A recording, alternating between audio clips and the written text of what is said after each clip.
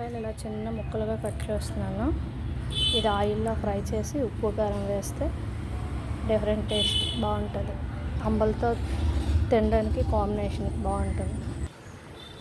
ఈ వంకాయలు ఆయిల్లో ఫ్రై అవుతున్నాయి. ఈ ఉప్పు కారం ఇలా వేరే కలుపుకొని ఫ్రై అయిన వాటి మీద ఇలా జల్లేసి తింటే బాగుంటుంది.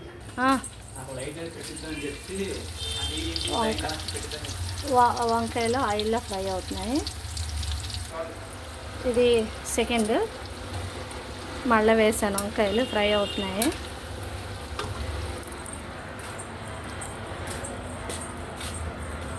ఇలా తరవణన్నంతో దేంతో తిన్నా బాగుంటాయి.